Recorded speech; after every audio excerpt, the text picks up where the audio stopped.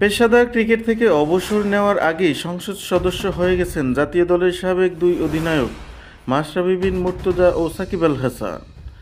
মাশরাফি নড়াইল ২ আসন থেকে ১১তম জাতীয় সংসদ নির্বাচনে ক্ষমতাসীন আওয়ামী লীগের মনোনয়নে প্রথমবার সংসদ সদস্য হন। সবশেষ দ্বাদশ জাতীয় সংসদ নির্বাচনেও একই আসন থেকে আওয়ামী লীগের মনোনয়নে সংসদ সদস্য হন মাশরাফি। পাশাপাশি জাতীয় সংসদের হুইপেও দায়িত্ব দেওয়া হয় তাকে। সবশেষ জাতীয় নির্বাচনে আওয়ামী লীগের মনোনয়নে মাগুরা ১ আসন থেকে মাশরাফির মতো ক্রিকেট মাঠ থেকে সংসদ সদস্য হন সাকিব আল হাসানও।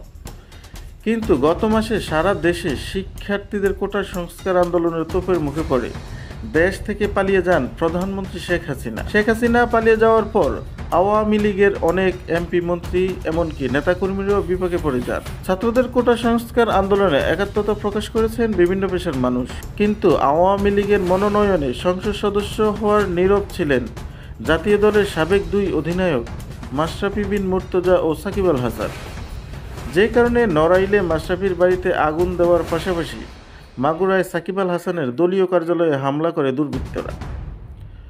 এ ব্যাপারে জাতীয় দলের তারকা ক্রিকেটার নুরুল হাসান সোহান বলেছেন, রাজনীতিতে সক্রিয় হলে জাতীয় দলে খেলা কখনই উচিত নয়। রাজনীতি একটা বড় ব্যাপার।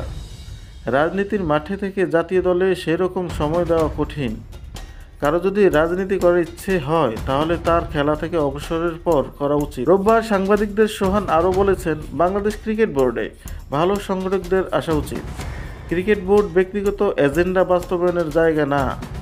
এখানে এসে মোটা অঙ্কের টাকা আয় করে দেশ ছেড়ে চলে যাবেন এমন ব্যক্তিদের বোর্ডে না আসাই ভালো।